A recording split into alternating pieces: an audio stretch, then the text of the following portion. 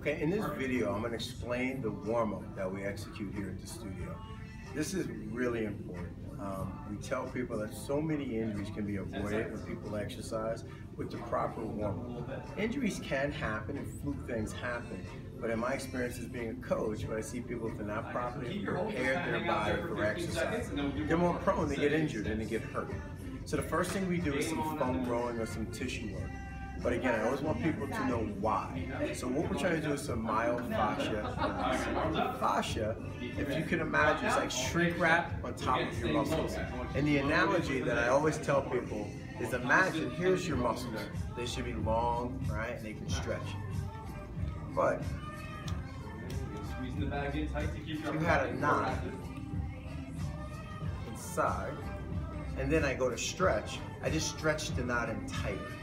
So what we're trying to do with some foam rolling is just to get the knot out so that you get better range of motion. And I always like to use that analogy and show that and demonstrate that to people so they understand why.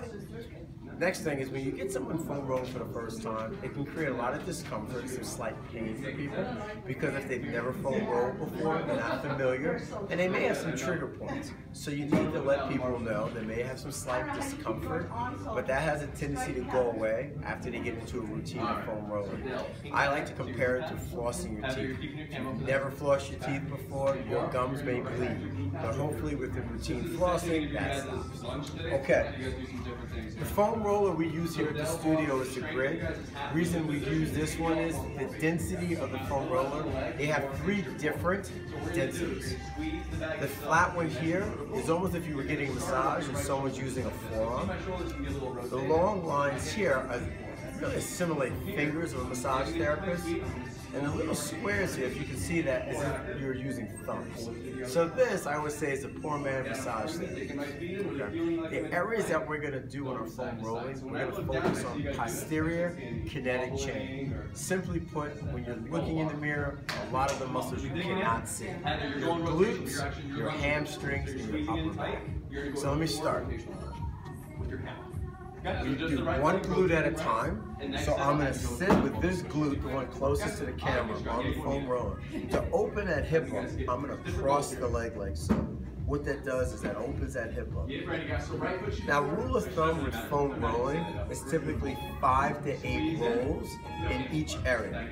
Now, if I come across a trigger point, an area of some little sensitivity, what I recommend staying on that area, deep breath,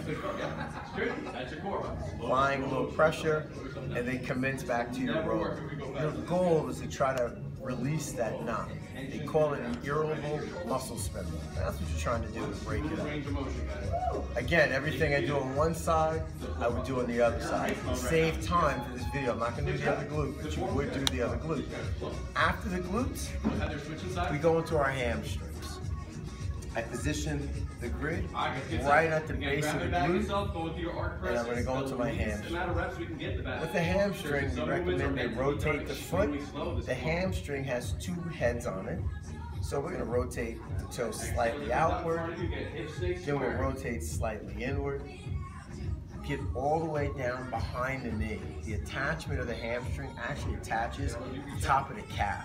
People a lot of times have had discomfort behind the knee or even thinking they've done something to their calf, and it's actually the attachment of the hamstring. So you're going to want to get all the way down here. Again, sticking to our 5-8 roll protocol per area, for each area. The third and the final area we're going to address is the thoracic spine. Here at the studio, we abbreviate that and call that T-spine. I'm going to position the grid right behind my upper back and between the shoulder blades. I'm going to support my head, really important. Support the head, and I'm going to bring my elbows up. We typically coach people to roll for women right about where the bra strap is at, and in that mid-back area, and again going to the upper back right below the base of the neck, and again supporting your head. We don't, you can, but here at the studio we don't roll the lumbar spine. There's a natural curve. We're not trying to press that curve more in. So we do not roll the lower back, we do just the upper back. Once they've completed their foam rolling, We then go into 3 dynamic mobility movements we do. Our first one is called an active straight leg raise. Very similar to the straight leg raise we test in the FMS. We instruct them to take one of our stretch ropes, anchor the foot, lying on your back, bring the leg up as high as they can while maintaining it straight. The ankle is flexed.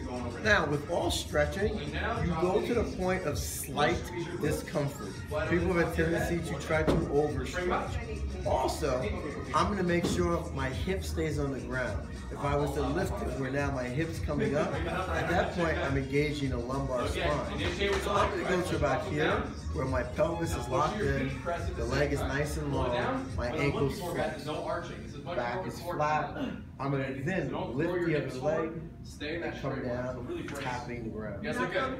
I'm going to do this 10 repetitions on each leg. Now, to steal one from the yoga world, they have a saying that you should be able to smile when you stretch. If you're wincing and tightening up, typically what you're going to start doing is your sympathetic system, which is part of your nervous system, can put you in what's called fight or flight, and your muscles will tighten up.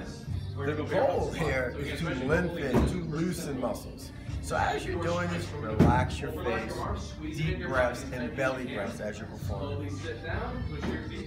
After we finish the active straight leg raise, and again, 10 are performed on each leg, we're going to do a standard sit with our hands facing away. And what we're going to do is a little hip opener, where I'm going to extend my hips up with a reach. I'm going to come back down to the ground, reset, come up with the other arm. The goal here is I'm driving through the heels, engaging the glutes, opening the hips, reaching up. I'm also doing what's called shoulder packing, kind of preparing my shoulders for the workout, getting the lats to keep the shoulders back and down. We're going to perform 5 on each side.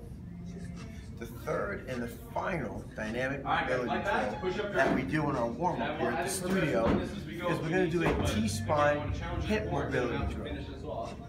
I'm going to get into quadruped, hands and knees, hands in position right under the shoulders. I'm going to then step up, and I'm going to align this heel with this knee. I'm going to rotate that toe out. While maintaining a flat back, I'm going to reach underneath. This engages that hip. I get a great stretch in that hip capsule. Push up quick, and then slow down. I'm going to proceed to reach up and exhale. The goal is to reach to the ceiling. My hands should be in alignment. That is the big challenge of these. So it's a reach. Squeeze your glutes and really brace. And then extend up. 15 seconds. I'm going to perform 5 on each side. You got it.